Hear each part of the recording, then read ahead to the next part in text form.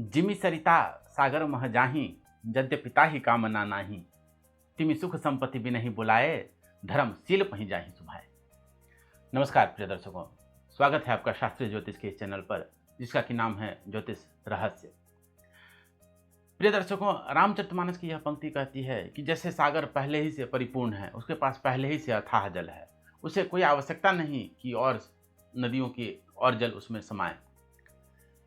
लेकिन फिर भी ये विधि का विधान है कि समुद्र में सारी नदियां मिलती ही चली आती हैं। ठीक वैसे ही जो धर्म से परिपूर्ण व्यक्ति होता है, जो धर्मात्मा व्यक्ति होता है, उसके जीवन में सुख संपत्ति बिना बुलाए ही चली आती हैं, भले ही उसे उसकी कामना हो अथवा ना हो, वह धन धान्य से परिपूर्ण होता ही है। प्रिय दर्शकों, आज हम एक ऐसा विषय लेकर के आए हैं जो बहुत ही महत्वपूर्ण है।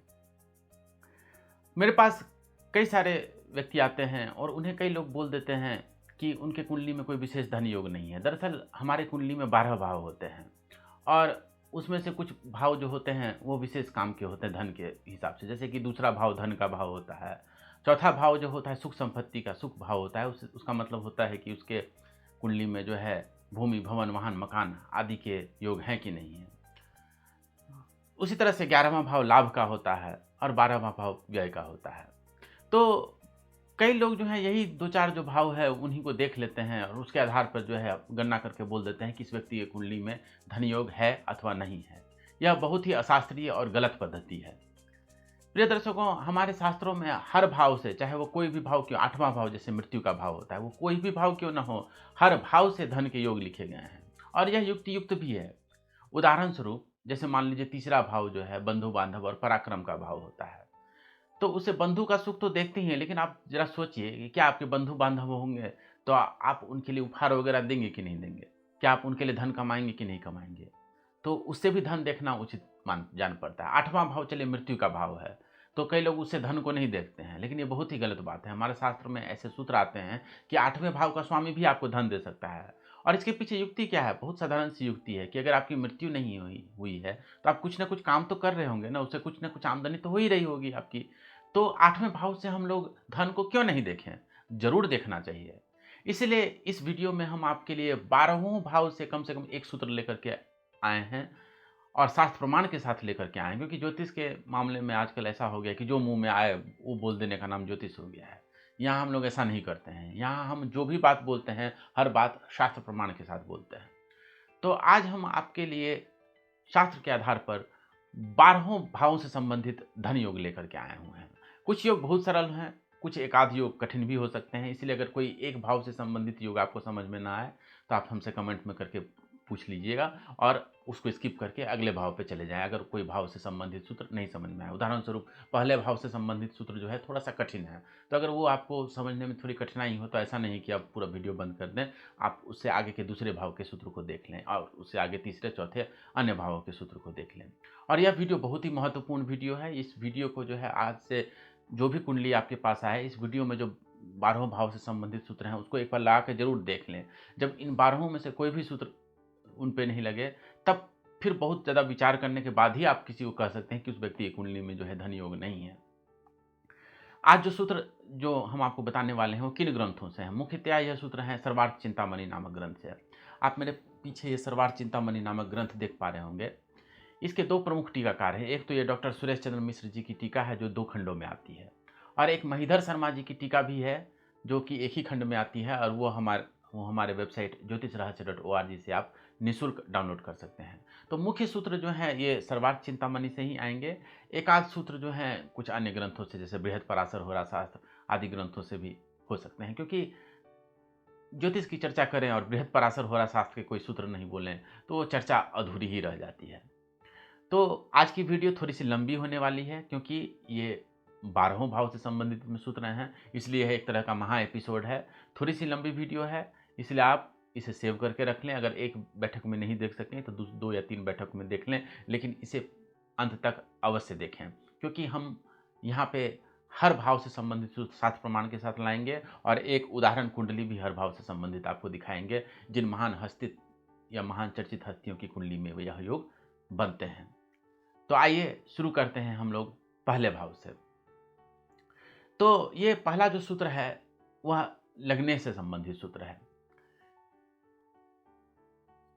यह श्लोक सर्वार्थ चिंतामणि नामक ग्रंथ से लिया गया है। यह श्लोक कहता है कि बाल्ये सुखी स्यात् त्रिदशेन्द्र पूज्ये, केंद्रे यदा लग्नपतिर्बलाढ्यः, पारावतांसे यदि लग्ननाथे, स्त्री पुत्र मित्रार्थ सुखान्वितो अयम्। इसका क्या अर्थ हुआ? इसका अर्थ ये हुआ कि बाल्य सुखी, वह व्यक्ति तो बचपन से ही सुखी होता है जिसके कुंडली में यही योग हो। क्या योग हो? इंद्र पूजी। इंद्र के पूजी कौन होते हैं? बृहस्पति होते हैं। तो बृहस्पति अगर केंद्र में हो और लग्नेश जो है, लग्नपति जो है वो बलाढ्य है, लग्नेश जो है बलवान होना चाहिए, यानी कि अपने राशि में हो, उच्च राशि में हो, अथवा केंद्र त्रिकोण में हो, शुभ स्थिति में बैठा हो, शुभ ग्रहों से देखा जा रहा हो, तो लग्नेश बलवान होना चाहिए। और क्या कहता है कि पारावतांश से यदि लग्ननाथ है, यानी कि लग्नेश जो है पारावतांश में होना चाहिए। पारावतांश क्या होता है? देखिए, आप जानते हैं कि लग्न कुंडली के साथ ही नवांश कुंडली आदि बहुत सारी षोडश वर्गीय कुंडलियां बनती है, डिविजनल चार्ट्स बनते हैं। तो हमारे ज्योतिष ग्रंथ ये कहते हैं कि लग्न कुंडली देखना ही पर्याप्त नहीं है, डिविजनल चार्ट्स भी देखने होते हैं। तो डिविजनल चार्ट्स में अगर कोई भी ग्रह जो है दो कुंडलियों में अच्छी स्थिति में हो, यानी कि कोई भी ग्रह दो कुंडलियों में उच्च स्थिति में हो, या एक में उच्च दूसरे में जो है मित्र राशि में हो, स्व राशि में हो, अथवा अच्छी स्थिति में हो, तो इसको कहते हैं दो कुंडलियों में अच्छी स्थिति में हो, तो उसको कहते हैं पारिजात अंश में कहते हैं। उसी तरह से तीन कुंडलियों में अपने उच्च स्थान में हो अथवा अपने मित्र स्थान में हो, अच्छी स्थिति में हो, तो हम कहते हैं कि ये उत्तमांश में है। उसी तरह से यदि 6 कुंडलियों में छह डिविजनल चार्ट्स में कोई भी ग्रह जो है अच्छी स्थिति में हो, यानी स्वराशि में हो, उच्च राशि में हो, मित्र राशि में हो, तो हम कहते हैं वह पारावतांश में है। ठीक है, यह सूत्र कहाँ से, मैंने ये बात कहाँ से, मैं अपने मन से नहीं बता रहा हूँ, यह है जातक पारिजात नामक ग्रंथ में ये बातें दी गई हुई हैं। आप वहाँ विस्तार से इन सब का फल भी पढ़ सकते हैं। खैर, तो यहाँ पे यह सूत्र क्या कहता है? यहाँ पे 3 बातें कही गई हैं कि गुरु जो है वो केंद्र में होना चाहिए। ठीक है। दूसरी बात, लग्नेश जो है बलवान होना चाहिए। और तीसरी बात वो ये कहता है कि लग्नेश जो है वो पारावतांश में होना चाहिए, यानी कम से कम 6 डिविजनल चार्ट्स में अच्छी स्थिति में होनी चाहिए उससे, या तो उच्च का हो, या मित्रगृह हो, या स्वक्षेत्रीय हो। तो यह सूत्र किसकी कुंडली में घटता है? यह सूत्र घटता है माओ त्से तुंग की कुंडली में। इसका फल भी सूत्र में क्या बताया गया है कि स्त्री पुत्र मित्रार्थ सुखान्वितो अयम्, अर्थात जिसकी भी कुंडली में योग हो उसे स्त्री, मित्र, पुत्र आदि जो है धन संपत्ति, अर्थ मतलब संपत्ति, इन सब का जो है सुख प्राप्त होता है। तो माओ त्से तुंग, आप जानते हैं माओ त्से तुंग बहुत बड़े राजनीतिज्ञ थे और चीन वगैरह में इनकी बहुत प्रतिष्ठा है। आज भी माओवादी वगैरह होते हैं। मैं बहुत इनके बारे में यहाँ अधिक नहीं बोलना चाहूँगा, आप विकिपीडिया आदि पे जाकर के उनके बारे में विशेष सर्च कर सकते हैं। तो माओ त्से तुंग की अगर आप कुंडली देखेंगे तो इनके लग्न में कौन सी राशि है? 10 नंबर की राशि है, यानी कि ये जो है 10 नंबर के राशि कौन होती है? मकर राशि। और उसके स्वामी कौन होते हैं? शनि होते हैं। तो आप देख पा रहे होंगे कि लग्नेश इनके शनि जो हैं वह कहाँ पे बैठे हुए हैं? ये 10वें भाव में बैठे हुए हैं। कहाँ, कौन सी राशि में? 7 नंबर की तुला राशि में। तो आप जानते हैं शनि जो है 7 नंबर की तुला राशि में उच्च के होते हैं। और गुरु भी आप देख रहे हैं ये केंद्र में बैठे हुए हैं। देखिए, आप जानते हैं कि पहला, चौथा, 7वां और 10वां, ये जो 4 भाव हैं ये केंद्र के भाव कहे जाते हैं। तो ये गुरु कहाँ बैठे हुए हैं? केंद्र के भाव, चौथे भाव में बैठे हुए हैं। तो यह सूत्र क्या कहता है कि यहाँ पे 3 शर्तें पूरी होनी चाहिए। पहली शर्त ये कि गुरु जो है केंद्र में होना चाहिए, तो ठीक है, गुरु केंद्र में है, चौथे भाव में है। अच्छा, दूसरी शर्त क्या है कि लग्नपतिर बलाढ्य है, लग्नपति जो लग्नेश जो है वह बलाढ्य, बलवान होना चाहिए। तो आप देखते हैं लग्नेश जो है इनके उच्च के होकर के बैठे हुए हैं 10वें भाव में, ये भी अच्छी बात हो गई। और तीसरी शर्त क्या है? पारावतांश में होना चाहिए लग्नेश को। तो देखिए, लग्नेश जो है यहाँ पे लग्न कुंडली में D1 में तो ये उच्च के होकर के शुक्र की राशि में उच्च के होकर बैठे ही हुए हैं। इनकी अगर नवमांश कुंडली देखते हैं तो वहाँ भी आप देखते हैं कि शुक्र जो है वो उच्च के होकर के तुला राशि में, शनि जो है उच्च के होकर के तुला राशि में बैठे हुए हैं 7 नंबर की राशि में। और कई सारे डिविजनल चार्ट्स, आप 6 क्या कई सारे डिविजनल चार्ट्स में जो है शुक्र जो है बहुत अच्छी स्थिति में है, इसलिए पारावतांश, यानी पारावतांश मतलब 6 डिविजनल चार्ट्स में अच्छी स्थिति में हो। तो आप देख पा रहे होंगे कि कई सारे डिविजनल चार्ट्स हैं जिसमें शुक्र या तो मित्र क्षेत्री है, या शनि मित्र क्षेत्री हैं, या उच्च के होकर के बैठे हुए हैं। तो इसलिए ये हम कह सकते हैं कि ये तीसरा सूत्र जो है कि पारावतांश में जो हो लग्नेश वह भी घटित हो रहा है और यह योग उनकी कुंडली में घटित हो रहा है। इसलिए माओ से तुमको सब प्रकार की सुख सुविधाएं प्राप्त थी और आज भी इनको बहुत यश कीर्ति आदि प्राप्त है। तो यह सूत्र जो है हमने आपको पहले भाव से संबंधित सूत्र हमने आपको बताया। अब हम आपको ले चलते हैं दूसरे भाव से संबंधित सूत्र में। यह दूसरे भाव से संबंधित सूत्र भी सर्वार्थ चिंतामणि से ही लिया गया है। यह सूत्र कहता है कि स्वच्छ त्रिकोणाय गते कुटुंब राशि पतः लग्न पतः बलाढ्य कुटुंब नाथ स्थित राशिनाथे केंद्र स्थिते सर्वजनावनीसह। इसका क्या अर्थ हुआ? इसका अर्थ हुआ कि स्वच्छ त्रिकोणाय गते, स्वच्छ मतलब कि अपने उच्च राशि में हो। कौन? कुटुंब राशि का स्वामी, यानी कि दूसरा भाव जो होता है वो धन भाव होता है, कुटुंब भाव होता है। तो दूसरे भाव का स्वामी जो है उच्च का होकर के कहाँ हो? त्रिकोणाय गते, त्रिकोण भाव में हो। आप जानते हैं पहला, पांचवा और नौवां भाव जो होता है त्रिकोण का भाव होता है। और आय, आय स्वच्छ त्रिकोणाय गते यानी आय भाव में, यानी 11वें भाव में, यानी कि जो धन भाव का स्वामी है, कुटुंब भाव का यानी दूसरे भाव का जो स्वामी है वह कहाँ बैठा हो? पहले, पांचवें या नौवें त्रिकोण में बैठा हो। ठीक है, मुख्यतः पांचवा या नौवें में बैठा हो या 11वें भाव में उच्च का होकर के बैठा हो, इन सब में से कहीं भी बैठा हो। और लग्नपतिर बलाढ्य, लग्नपति जो है, लग्नेश जो है वो भी बलवान होना चाहिए। और तीसरी शर्त यहाँ पे क्या कही गई है कि ये द्वितीय जो है कुटुंब भाव के जो स्वामी हैं वह जिस भाव में स्थित है, किसी न किसी भाव में तो होंगे, वहाँ कोई ना कोई राशि तो होगी, तो उसकी जो उस राशि के जो स्वामी हैं वो उसकी स्थिति देखिए। मैंने आपको कहा था कि कोई भी ग्रह जो है या कोई भी किसी भाव का स्वामी जिस भाव में बैठा हुआ है उस भाव में जो भी राशि है उसके स्वामी जो है नियंत्रक ग्रह हो जाते हैं। मैंने आपको नियंत्रक ग्रह से संबंधित कुछ सूत्र बताए थे।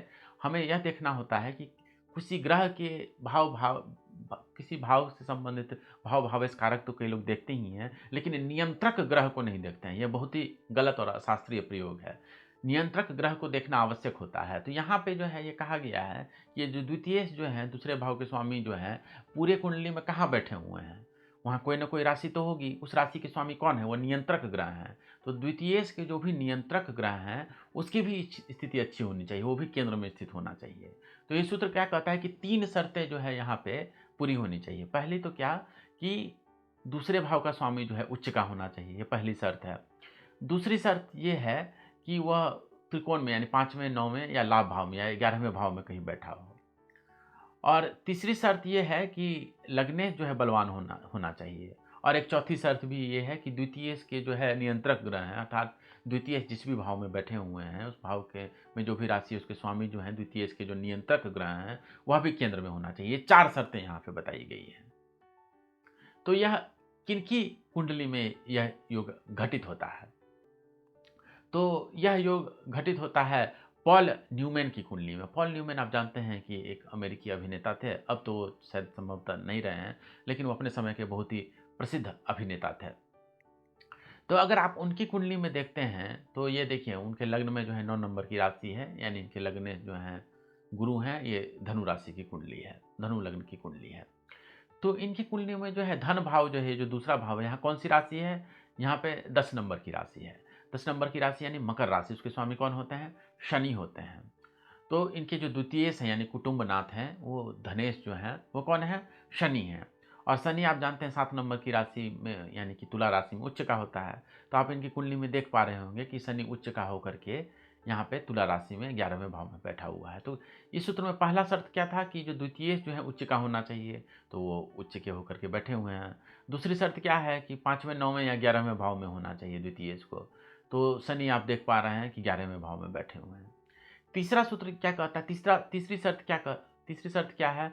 तीसरी शर्त यह है कि वह जो है लग्नेश जो है बलाढ्य, लग्नपतिर बलाढ्य, लग्नेश जो है बलवान होना चाहिए। तो यहाँ देखिए इनके लग्नेश कौन है? 9 नंबर की राशि है लग्न में, यानी कि धनु राशि है, उसके स्वामी कौन होते हैं? गुरु। और गुरु अपने ही 9 नंबर की राशि में बैठे हुए हैं, यानी ये लग्नेश जो है अपनी ही राशि में बैठे हुए हैं, इसलिए इनके लग्नेश बलवान है। तो यह तीसरी शर्त भी पूरी हो गई। और चौथी शर्त क्या है कि द्वितीयेश के जो है नियंत्रक, द्वितीयेश कहाँ बैठे हुए हैं, 7 नंबर की तुला राशि में बैठे हुए हैं। तो 7 नंबर की राशि के स्वामी कौन होते हैं, शुक्र हैं। वह भी बलाढ्य है, देखिए वो भी केंद्र में यानी लग्न में जो है बैठे हुए हैं और गुरु के साथ है, कितनी शुभ स्थिति में है। तो ये सारे शर्त इनकी कुंडली में, पॉल न्यूमैन की कुंडली में पूरे हो रहे हैं, इसलिए इनको जो है सर्वजनावनी से, इस सूत्र में ये कहा गया है कि जिसकी कुंडली में भी यह योग घटित होता है वह सर्वजनावनीश, अवनीश मतलब राजा होता है, सर्वजन का अवनीश यानी राजाओं का राजा होता है, यानी वो बहुत धनवान होता है। तो ये पॉल न्यूमैन साहब भी आप जानते हैं अभिनेता थे और बहुत धन धान्य से परिपूर्ण थे, क्योंकि इनकी कुंडली में भी यह द्वितीय से संबंधित अवनीश योग बन रहा है। तो ये हमने द्वितीय भाव से संबंधित सूत्र को देखा। अब आते हैं तीसरे सूत्र की ओर, तीसरे भाव से संबंधित सूत्र की ओर। प्रिय दर्शकों, प्रायः पहले दूसरे भाव से संबंधित तो धन योग देखते ही हैं लोग, लेकिन तीसरे भाव से कोई लोग धन का नहीं देखते। तीसरे भाव से केवल ये बंधु बांधव पराक्रम आदि को ही देख करके रह जाते हैं। यह बहुत ही अशास्त्रीय प्रक्रिया है। हमारे शास्त्रों में तीसरे भाव से संबंधित भी सूत्र आए हुए हैं और तीसरे भाव से संबंधित भी ऐसे सूत्र हैं जो बताते हैं कि इस व्यक्ति को धन आदि की प्राप्ति होगी या नहीं होगी। तो तीसरे भाव से संबंधित सूत्र भी आप देख पा रहे होंगे स्क्रीन पे, ये सर्वार्थ चिंतामणि में आया हुआ है। यह सूत्र कहता है कि तीसरे भाव में कोई शुभ ग्रह बैठा हो, उस पर शुभ ग्रह की दृष्टि हो, तीसरे भाव का स्वामी भी शुभ स्थिति में हो, तो उसके कान में जो है, अगर शुक्र हो तो फिर उसके कान में जो है स्वर्ण फूल होता है, यानी कि वह भी धन धान्य से परिपूर्ण होता है। तो यह सूत्र कहता है कि सौम्य युक्तो तृतीय वा सौम्य खेचर वीक्षित, यानी कि तीसरे भाव में जो है कोई सौम्य ग्रह हो और वो जो है शुभ ग्रह से देखा जाता हो या शुभ ग्रह के साथ हो, और तृतीयेश भी जो है क्या कहते हैं शुभ स्थिति में हो, शुभ ग्रहों के साथ हो, तो कानों में फूल होता है। शुक्र यदि हो तो कानों में फूल होता है, स्वर्ण फूल होता है। तो यह किसके कुंडली में घटित होता है, यह घटित होता है वुडी एलन की कुंडली में। वुडी एलन एक अभिनेता थे, शायद वो डायरेक्टर भी थे। इनके बारे में मुझे ज़्यादा नहीं पता, आप विकिपीडिया आदि पे जाके पढ़ सकते हैं। तो इनके तीसरे भाव में आप देख रहे हैं कि शुक्र बैठे हुए हैं और तीसरे भाव के स्वामी जो हैं कौन है, 6 नंबर के स्वामी कौन होते हैं, 6 नंबर यानी कन्या राशि होती है, उसके स्वामी होते हैं बुध। तो बुध आप देख रहे हैं ये 5वें भाव में गुरु के साथ बैठे हुए हैं, ये कितनी अच्छी बात है। तो इसीलिए इनको भी धन धान्य आदि का सुख प्राप्त हुआ। तो ये तीसरे भाव से संबंधित सूत्र भी देखने होते हैं, तीसरे भाव से भी धन आदि की बात देखी जा सकती है। इसी बात पे हम चलते हैं चौथे भाव से संबंधित सूत्र की ओर। तो ये चौथे भाव से संबंधित सूत्र जो है वह भी सर्वार्थ चिंतामणि नामक ग्रंथ से ही लिया गया है। तो यह सूत्र क्या कहता है, चौथा भाव आप जानते हैं भूमि भवन वाहन मकान आदि का भाव होता है। तो यह सूत्र कहता है कि जो चौथे भाव का स्वामी है, जो चतुर्थेश जो है, वह नवमेश के साथ यानी नौ भाग्य भाव के स्वामी के साथ लग्न में बैठा हो, ठीक है, बलवान होकर के, उच्च राशि या मित्र राशि में बैठकर बलवान होकर के बैठा हो चतुर्थेश। और तीसरी बात यह कि गुरु से भी दृष्ट हो तो उसको राजा से बहुत धन संपत्ति सवारी आदि की प्राप्ति होती है। तो यह सूत्र किसकी कुंडली में घटित होता है, यह सूत्र घटित होता है एंड्रू कार्नेगी की कुंडली में। देखिए आप जानते हैं एंड्रू कार्नेगी विश्व के 10 सबसे धनी व्यक्तियों में उनका नाम अक्सर आते रहता था। तो एंड्रू कार्नेगी की अगर आप कुंडली देखें तो चौथे भाव में कौन सी राशि है, 10 नंबर की राशि है। यानी इनके चतुर्थेश जो है, मकर राशि के स्वामी कौन होता है, शनि होते हैं। तो चतुर्थेश इनके कौन हुए, शनि हुए। तो चतुर्थेश इनके शनि जो है उच्च के होकर के लग्न में बैठे हुए हैं। आप जानते हैं शनि जो है 7 नंबर की राशि तुला राशि में जो है उच्च के होते हैं। तो उच्च के होकर के चतुर्थेश जो है वो लग्न में बैठे हुए हैं। और क्या चतुर्थेश नवमेश के साथ लग्न में होना चाहिए। तो नवमेश इनके कौन है, नौवां यानी भाग्य भाव में जो है 3 नंबर की राशि है। तो उसके स्वामी कौन होते हैं, मिथुन राशि के स्वामी बुध होते हैं। तो बुध भी जो है लग्न में बैठे हुए हैं। तो चतुर्थेश और नवमेश साथ में जो है बैठे हुए हैं लग्न में। अच्छा, और क्या होना चाहिए, तो इस पर गुरु की दृष्टि भी पड़नी, चतुर्थेश उच्च का होकर के ग्रह लग्न में बैठा हो और उस पर गुरु की दृष्टि भी पड़नी चाहिए। तो आप देखते हैं हर ग्रह जानते हैं कि हर ग्रह की 7वीं दृष्टि होती है, लेकिन गुरु की 5वीं और 9वीं दृष्टि भी होती है। तो आप देख रहे हैं कि ये भाग्य भाव में गुरु बैठे हुए हैं और यहाँ से 5वें भाव में लग्न है और वहाँ पे चतुर्थेश बैठे हुए हैं। तो चतुर्थेश पर क्योंकि गुरु से 5वें भाव में चतुर्थेश यानी कि शनि बैठे हुए हैं, तो गुरु की दृष्टि जो है शनि पे पड़ रही है, यानी चतुर्थेश पे पड़ रही है। तो ये सारे सूत्र में जितने सारे शर्त थे वो सब इनकी कुंडली में घटित हो रहे हैं।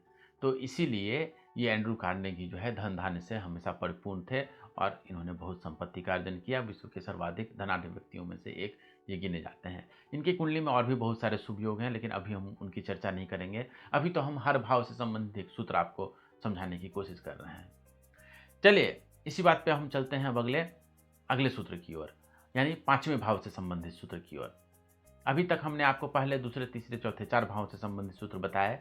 अब 5वें भाव से संबंधित सूत्र को देखते हैं, और 5वें भाव और छठे भाव से संबंधित सूत्र को हम लोग एक साथ देखेंगे, क्योंकि यह योग जो है ऐसा योग है जो पंचमेश और षष्ठेश, 5वें भाव के स्वामी और षष्ठेश भाव के स्वामी दोनों की केंद्र में स्थिति से बनती है। तो यह जो सूत्र हमने लिया है, यह लिया है हमने बृहद पराशर होराशास्त्र से। इस योग को शंख योग कहते हैं, और आप स्क्रीन पे देख पा रहे होंगे यह बृहद पराशर होराशास्त्र से यह श्लोक लिया गया है। इसमें कहा गया है कि अगर लग्नेश बलवान हो और पंचमेश और षष्ठेश एक दूसरे से केंद्र में हो तो यह शंख योग घटित होता है। देखिए, आप जानते हैं कि कुंडली में 12 भाव होते हैं, उसमें पहला, चौथा, 7वां, 10वां भाव जो है यह केंद्र का भाव होता है, ये एक दूसरे से भी केंद्र में हो।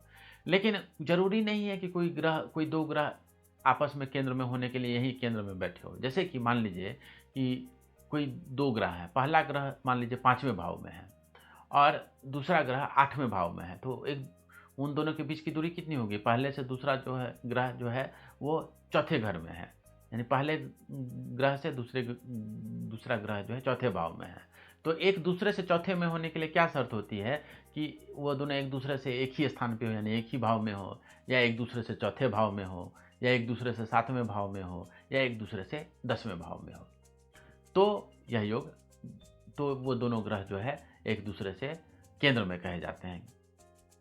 तो यह सूत्र क्या कहता है कि पंचमेश और षष्ठेश, 5वें भाव के स्वामी और छठे भाव के स्वामी दोनों एक दूसरे से अगर केंद्र में हो और लग्नेश अगर बलवान हो तो वह जो है यह योग घटित होता है, और यह शंख योग घटित होता है, और ऐसा व्यक्ति बहुत दानी, धर्मात्मा, धनवान आदि बहुत सारे शुभ बातें उसके जीवन में घटती हैं। तो 5वें भाव से संबंधित हम आपको एक कुंडली दिखाते हैं, वो है स्नूप डॉग साहब की कुंडली। ये जो है एक अमेरिकन रैपर हैं, सिंगर कह सकते हैं और गायक हैं दरअसल, और ये बहुत ही प्रसिद्ध व्यक्ति हैं। तो अगर इनकी कुंडली अगर आप देखें तो आप देखते हैं कि 5वें भाव में कौन सी राशि है? 5 नंबर की राशि है, यानी कि सिंह राशि, और उसके स्वामी कौन होते हैं? सूर्य होते हैं। और छठे भाव में कौन सी राशि है? 6 नंबर की राशि है, यानी कन्या राशि, उसके स्वामी कौन होते हैं? बुध होते हैं। तो इनके पंचमेश सूर्य हुए और षष्ठेश जो है बुध हुए। तो बुध और सूर्य कहाँ बैठे हुए हैं? देख रहे हैं आप इनकी कुंडली में 7वें भाव में एक साथ बैठे हुए हैं, तो यानी एक दूसरे से केंद्र में हो गए, क्योंकि केंद्र में होने एक दूसरे, दो ग्रह आपस में एक दूसरे से केंद्र में कब होते हैं? जब वो दोनों पहले ही भाव में एक दूसरे के साथी हो, या एक दूसरे से चौथे भाव में हो, या एक दूसरे से 7वें में हो, या एक दूसरे से 10वें भाव में हो। तो यहाँ दोनों जो है साथी जो है 7वें भाव में बैठे हुए हैं, इसीलिए इनकी कुंडली में जो है यह योग घटित होता है, यानी कि शंख योग घटित होता है। चलिए अब चलिए षष्ठेश के लिए तो हम एक नया सूत्र नहीं बता रहे हैं, क्योंकि ये शंख योग जो है वो पंचमेश और षष्ठेश के जो है एक दूसरे से केंद्र में होने से बनता है, इसलिए हम एक और कुंडली यहाँ हम आपको दिखा रहे हैं। वो है भारत के वर्तमान प्रधानमंत्री नरेंद्र मोदी जी की कुंडली। देखिए, मोदी जी ने बहुत सारे श्रेष्ठ काम किए हैं देश के लिए, हम उनकी चर्चा यहाँ नहीं करेंगे, हम इनकी कुंडली में आपको ले चलते हैं। इनके बारे में मैं अधिक क्या बताऊँ आपको। तो इनकी कुंडली अगर आप देखते हैं तो 5वें भाव में 12 नंबर की राशि है, ठीक है, यानी 12 नंबर यानी मीन राशि है, उसके स्वामी कौन होते हैं? गुरु होते हैं। और छठे भाव में 1 नंबर की राशि है, तो उसके स्वामी कौन होते हैं? मेष के स्वामी मंगल होते हैं।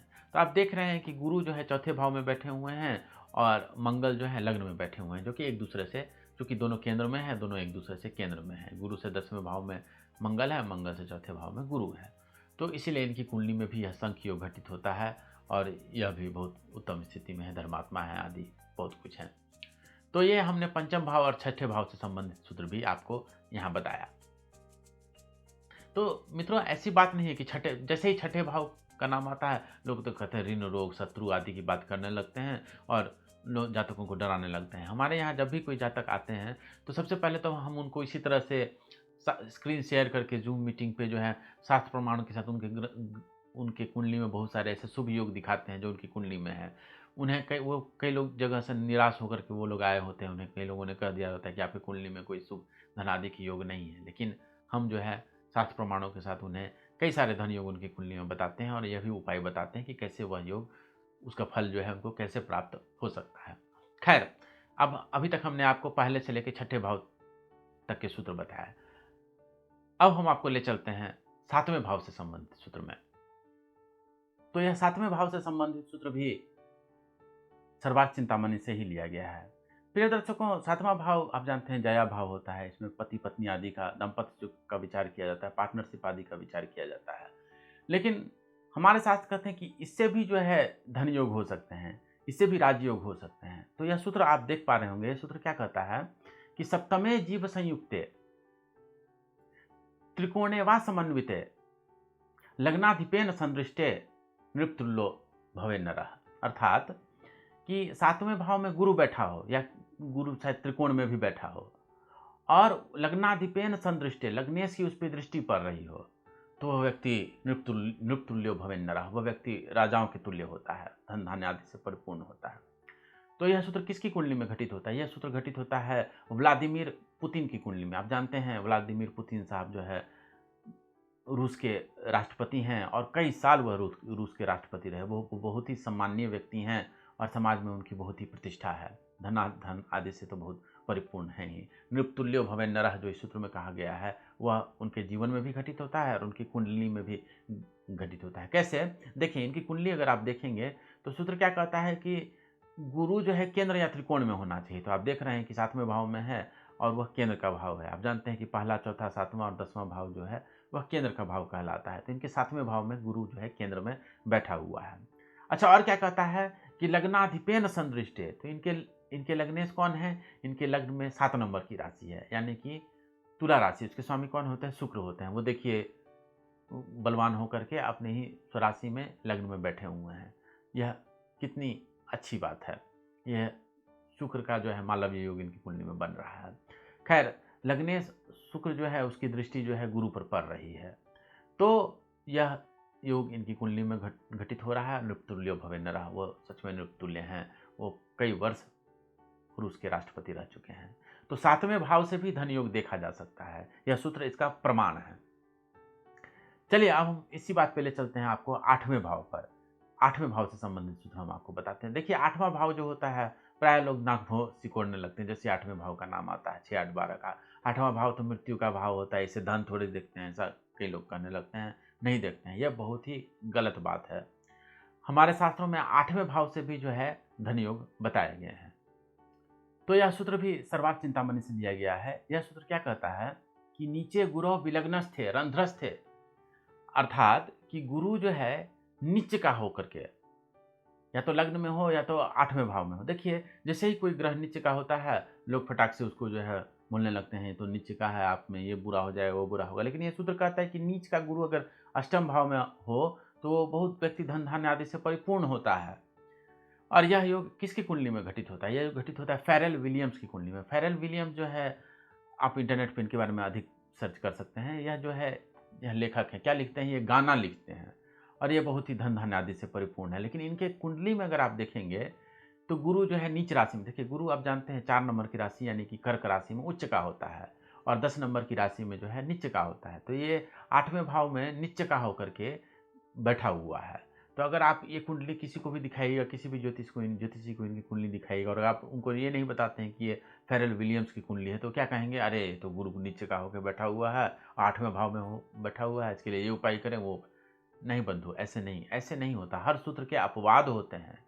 यहाँ ये कहा जा रहा है कि गुरु नित्य का होकर के अगर आठवें भाव में हो तो उस व्यक्ति को बहुत धन धान्य आदि की प्राप्ति होती है।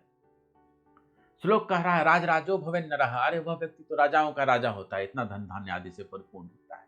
इसीलिए हमेशा उच्च नीच वाली बात नहीं लानी चाहिए। बाकी चीजें भी कुंडली में देखनी चाहिए, और सूत्रों के अपवाद होते हैं वह भी देखनी चाहिए। आठवें भाव से भी व्यक्ति जो है धनवान बन सकता है। धनवान होने के लिए केवल ऐसा नहीं है कि दूसरा, चौथा और 11वां भाव अगर स्ट्रांग हो तभी जो है व्यक्ति बलवान होगा, ऐसी बात नहीं है। धनवान होगा, आठवें भाव से भी व्यक्ति जो है धनी हो सकता है। आठवें भाव से संबंधित भी ऐसे सूत्र हमारे शास्त्रों में आए हैं। तो यह 9वें भाव से संबंधित सूत्र जो है, यह भी सर्वार्थ चिंतामणि से लिया गया है। यह सूत्र कहता है कि त्रिकोण केंद्रे यदि भाग्यनाथ है, यानी कि भाग्येश जो है 9वें भाव का स्वामी जो है वो या तो त्रिकोण में हो, या तो केंद्र में हो, शुभ स्थिति में हो, उच्च का हो, और वो शुभ ग्रह के साथ हो, अथवा वह पारावतांश में हो, तो जो है वह बहुत व्यक्ति जो होता है बहुत ही धन धान्य आदि से परिपूर्ण होता है। यह सूत्र कहता है धनाढ्य बहुभाग्य युक्त, वह बहुत धनाढ्य होता है और बहुत भाग्य से परिपूर्ण होता है। तो यहाँ पे कई सारी बातें बताई गई हैं। पहली शर्त क्या है कि नौवें भाव का स्वामी जो है केंद्र में या त्रिकोण में होना चाहिए। दूसरी शर्त क्या है कि वह उच्च का होना चाहिए। तीसरी शर्त क्या है कि वह शुभ ग्रहों के साथ होना चाहिए या शुभ ग्रहों से दृष्ट होना चाहिए। और चौथी शर्त क्या है कि वह पारावतांश में होना चाहिए। पारावतांश मतलब जैसा कि मैंने आपको पहले सूत्र की व्याख्या में बताया था कि डिविजनल चार्ट्स को भी देखना होता है।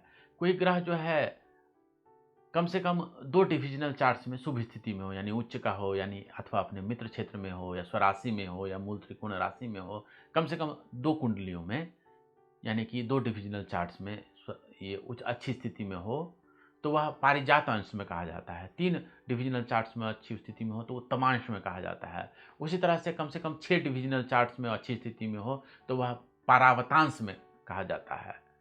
तो यह योग किसकी कुंडली में घटित होता है? तो यह घटित होता है नताशा रिचर्डसन की कुंडली में। यह नताशा रिचर्डसन जो है एक अभिनेत्री थी, बहुत ही धनाढ्य परिवार से भी थी और इन्होंने बहुत सारी फिल्मों में भी काम किया था। तो ये बहुत ही चर्चित अभिनेत्री थी। इनके बारे में मैं अधिक क्या बनूं, मुझसे ज़्यादा तो आप ही लोग जानते होंगे। तो अगर आप कुंडली देखते हैं तो इनके जो है नवम भाव में जो है 2 नंबर की राशि है। तो 2 नंबर की राशि कौन सी होती है? वृषभ राशि होती है और उसके स्वामी कौन होते हैं? शुक्र होते हैं।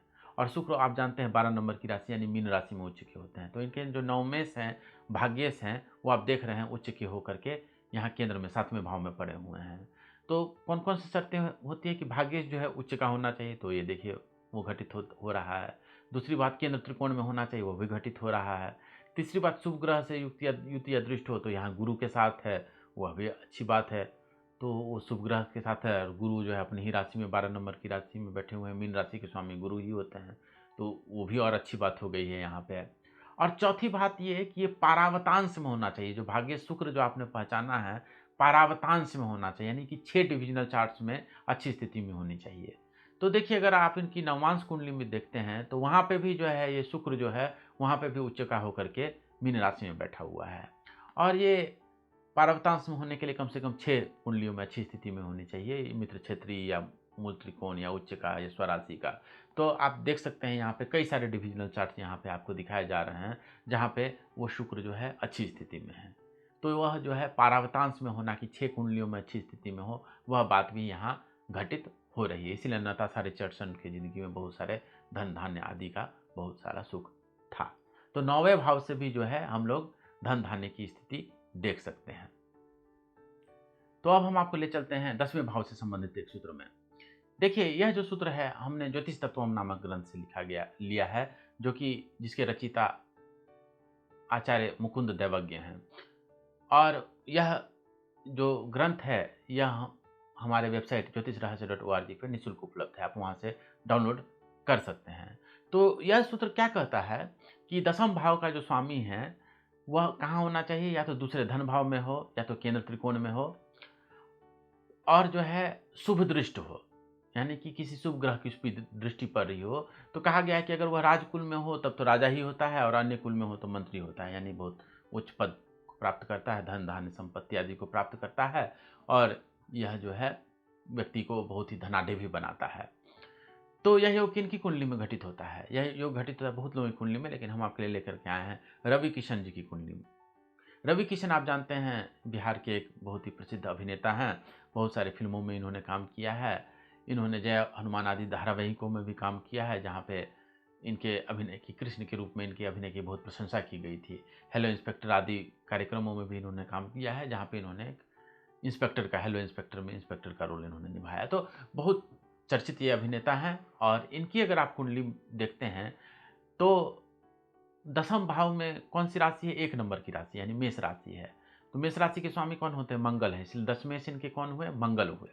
और मंगल आप देख रहे हैं ये 5वें भाव में 8 नंबर की राशि यानी वृश्चिक राशि में बैठे हुए हैं। वृश्चिक राशि के स्वामी कौन होते हैं? मंगल ही होते हैं। तो अपनी ही राशि में बैठे हुए हैं बलवान होकर के 5वें भाव में। तो ये जो कहा गया कि 10 में जो है बलवान होकर केंद्र त्रिकोण में हो, यह बात यहाँ पे पूर्ण रूप से घटित हो रही है। अच्छा, एक और शर्त यहाँ पे रखी गई है। वो शर्त क्या कहता है कि शुभ ग्रह की उस पर दृष्टि भी पड़नी चाहिए। तो आप देखिए यहाँ 11वें लाभ भाव में शुक्र है, लाभ भाव में शुक्र का होना एक तो ऐसे ही बहुत अच्छी बात है। वो शुक्र की दृष्टि जो है यहाँ पे 5वें भाव पे पर हर ग्रह की 7वीं दृष्टि होती है। शुक्र से 7वें भाव में ये मंगल है, तो शुक्र की 7वीं दृष्टि मंगल पे पड़ रही है। तो शुक्र एक शुभ ग्रह है, शुभ ग्रह की दृष्टि मंगल पे पड़ रही है जो कि 10 में से है। तो यह योग राजकुल योग जो है इनकी कुंडली में घटित हो रहा है और इसीलिए यह धन धान्य आदि से बहुत परिपूर्ण है। तो यह हमने 10वें भाव से संबंधित एक सूत्र बताया। 10वां भाव भी व्यक्ति को जो है धनवान और बहुत ही मालामाल कर सकता है। यह राजकुल कुल योग इनकी रवि किशन जी की कुंडली में घटित हो रहा है। तो यह 11वें भाव से संबंधित सूत्र भी हमने सर्वार्थ चिंतामणि से लिया है। यह कहता है कि धनाधिपे लाभगते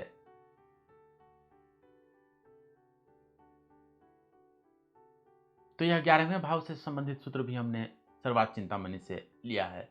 यह सूत्र कहता है कि धनाधिपे लाभगते लाभे से धनमागते, अर्थात धन भाव के स्वामी जो है 11वें भाव में यानी लाभ भाव में चले जाएं और लाभ भाव के स्वामी जो है धन भाव में यानी दूसरे भाव में चले जाएं, तो यह जो है परिवर्तन योग बन गया और यह एक महान राजयोग होता है। तो इसमें कहा गया है कि धन लाभ मुदीरियत, ऐसे व्यक्ति को धन लाभ होता है।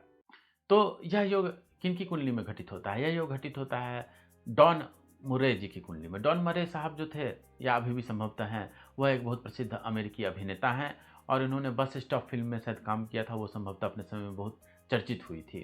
तो यह बहुत ही प्रसिद्ध अभिनेता हैं और इन्होंने जीवन में बहुत धन धान्य संपत्ति का अर्जन किया है। अगर आप इनकी कुंडली में देखते हैं तो इनके धन भाव में जो है कौन सी राशि है? धन भाव में इनकी जो है 1 नंबर की राशि है यानी कि मेष राशि है और मेष राशि के स्वामी कौन होते हैं? मंगल होते हैं। तो यानी इनके धनेश जो है मंगल हुए, वो आप देख रहे हैं 11वें भाव में जाकर के बैठे हुए हैं। और 11वें भाव में यानी लाभ भाव में कौन सी राशि है? 10 नंबर की राशि है। उसके स्वामी कौन होते हैं? मकर राशि के स्वामी शनि होते हैं। तो इनके लाभेश शनि हुए जो कि धन भाव में बैठे हुए हैं। तो दूसरे भाव के स्वामी 11वें में चले गए, 11वें भाव के स्वामी दूसरे भाव में चले गए, तो दोनों का परिवर्तन हो गया और ये जो है परिवर्तन राजयोग बन गया, इसलिए धन लाभ मोदी दिए थे। इसलिए इनकी जिंदगी में भी बहुत धन संपत्ति आदि का सुख है। अब हम आपको 12वें भाव से संबंधित सूत्र की ओर ले चलते हैं। यह भी सर्वार्थ चिंतामणि से है। यह अंतिम सूत्र है इस कार्यक्रम का और यह सूत्र बहुत ही महत्वपूर्ण है क्योंकि कई बार लोग 12वें भाव से जो है धन आदि का विचार करना भूल जाते हैं, जो कि बहुत ही महत्वपूर्ण है। वहां से भी धन का विचार करना आवश्यक है। तो यह सूत्र कहता है कि व्ययेशे उच्च राशिस्थे शुभ वर्ग समन्वित है, शुभ ग्रहेण संदृष्टे पर्यंक शयनंग वदेत, अर्थात कि 12वें भाव का स्वामी उच्च का होकर के बैठा हो और शुभ वर्गों में हो, अर्थात डिविजनल चार्ट्स में भी उसकी अच्छी स्थिति हो और शुभ ग्रहण संदृष्टि यानी उस पर अच्छे शुभ ग्रहों की दृष्टि पड़ रही हो। आप जानते हैं कि शुक्र गुरु जो है शुभ ग्रह होते हैं, बुध भी शुभ होता है अगर उसके साथ कोई पाप ग्रह नहीं बैठा हो, और बलि चंद्रमा भी होता है, वह भी जो है शुभ ग्रह में माना जाता है। तो शुभ ग्रह की दृष्टि पड़ रही हो व्ययश पे यानी 12वें भाव के स्वामी पे, वह शुभ वर्गों में हो तो पर्यंक शयनंग वदे, तो उसे पर्यंक मतलब कि बहुत अच्छे अच्छे सुंदर पलंग पे सोने का मौका मिलता है, यानी धन धान्य आदि से पूर्ण होता है और उसे जो है शयन शैया का सुख भी मिलता है। तो यह किसकी कुंडली में घटित होता है? यह योग घटित होता है वीरेंद्र सहवाग जी की कुंडली में। वीरेंद्र सहवाग आप जानते हैं कि एक भारतीय क्रिकेटर हैं या थे संभवतः, और वो जो है उनकी कुंडली अगर आप देखते हैं तो उनकी कुंडली में जो है 12वें नंबर में कौन सी राशि है? 4 नंबर की राशि है और 4 नंबर की राशि यानी कर्क राशि है। उसके स्वामी कौन होते हैं? चंद्रमा होते हैं। और चंद्रमा जो है इनकी लग्न कुंडली में आप देख रहे हैं उच्च का होकर के 10वें भाव में बैठा हुआ है। चंद्रमा 2 नंबर की राशि यानी कि वृषभ राशि में उच्च का होता है, तो चंद्रमा उच्च का होकर के यहाँ पर बैठा हुआ है। इस पे किसी शुभ ग्रह की दृष्टि नहीं पड़ रही, अगर पड़ रही होती तो यह योग और बेहतर तरीके से इनकी कुंडली में घटित होता। लेकिन अगर डिविजनल चार्ट्स में देखें तो नवमांश कुंडली में भी यह जो है वर्गोत्तमी होकर के दूसरे ही राशि में चंद्रमा बैठा हुआ है, तो वर्गोत्तमी भी है। और ये जैसा कि सूत्र में कहा गया है कि डिविजनल चार्ट्स में भी उसकी अच्छी स्थिति होनी चाहिए, वह योग भी इनकी कुंडली में घटित हो रहा है। चलिए इस 12वें भाव से संबंधित एक और कुंडली हम आपके लिए लेकर के आए हैं, वह है एन मार्गरेट जी की कुंडली। उनकी अगर कुंडली आप देखते हैं तो व्यय भाव में क्या है? 1 नंबर की राशि है यानी मेष राशि। उसके स्वामी कौन होते हैं? मंगल होते हैं। तो इनके व्ययस कौन हुए? मंगल हुए। और मंगल आप जानते हैं 10 नंबर की राशि यानी मकर राशि में उच्च के होते हैं। तो आप देख रहे हैं कि व्ययस इनके जो है मकर राशि में उच्च के होकर के त्रिकोण यानी भाग्य भाव में बैठे हुए हैं। ये कितनी अच्छी बात है अपने आप में। अच्छा, और ये सूत्र क्या कहता है कि शुभ वर्गों में भी होना चाहिए। और तो अगर हम लोग डिविजनल चार्ट्स वगैरह देखते हैं तो हम लोग देखते हैं कि कई सारे कुंडलियों में जो है ये मंगल जो है अपने मित्र क्षेत्र में है या अच्छी स्थिति में है। जैसे कि नवांश कुंडली में देखते हैं तो ये 5 नंबर की राशि में है, सूर्य की राशि में है, क्योंकि 5 नंबर सिंह राशि होती है और उसके स्वामी सूर्य होते हैं। तो नवमांश कुंडली में भी जो है मंगल अच्छी स्थिति में है, अपने मित्र की राशि में है। इस तरह से कई सारे डिविजनल चार्ट्स में जो है मंगल इनकी अच्छी स्थिति में है। और यह सूत्र यह भी कहता है कि वह जो व्ययस है उस पर शुभ ग्रह की दृष्टि पड़नी चाहिए। तो आप देख रहे हैं कि लग्न में इनके गुरु बैठे हुए हैं, तो अपने आप में एक अच्छी बात है। और गुरु की 9वीं दृष्टि भी होती है, तो गुरु से 9वें भाव में मंगल है, इसलिए गुरु की 9वीं दृष्टि जो है मंगल पे पड़ रही है, व्ययस पे पड़ रही है, इसलिए पर्यंक शयनंग बदत, इन्हें भी जो है शैया सुख आदि का सुख प्राप्त हुआ, धन संपत्ति आदि से यह भी परिपूर्ण हुई। तो प्रिय दर्शकों, आज हमने 12वें भाव से संबंधित धन योग देखे। कुंडली में सिर्फ दूसरे चौथे और कुछ गिने चुने भाव से धन योग नहीं देखना होता है। कुंडली में 12वें भावों से धन योग देखा जाता है और 12वें भावों से संबंधित सूत्र आपको ज्ञात होने चाहिए। हमने तो हर भाव से संबंधित एक ही सूत्र बताए, लेकिन हमारे शास्त्रों में हर भाव से संबंधित अनेक सूत्र आए हुए हैं। और जब तक वो सारे सूत्र यहाँ पे लगा करके किसी कुंडली में नहीं देखे जाएं, किसी को यह कह देना कि आपकी कुंडली में धन का योग ही नहीं है, ये कितनी गलत बात है। किसी जातक को यह कह दिया जाए कि आपको कुंडली में धन योग नहीं, तो कितने चिंतित और कितने परेशान हो जाते हैं। ऐसा काम नहीं करना चाहिए। कुंडली का बहुत गहन विश्लेषण करना चाहिए और 12वें भाव से संबंधित धन योग देखने चाहिए। प्रिय दर्शकों, इस वीडियो को आप सेव करके रख लें, क्योंकि यह वीडियो आप जिंदगी भर आपके काम आने वाली है। आज के बाद कोई भी जो कुंडली आए तो उनमें ये सारे सूत्र लगा करके आप हर भाव से संबंधित सूत्र लगा करके आप अवश्य देखें कि उस व्यक्ति की कुंडली में धन योग है या नहीं है। तो प्रिय दर्शकों, शास्त्रीय विषयों को ऐसे ही शास्त्र प्रमाणों के साथ जानने के लिए बने रहें ज्योतिष रहस्य पर। आपका बहुत बहुत धन्यवाद।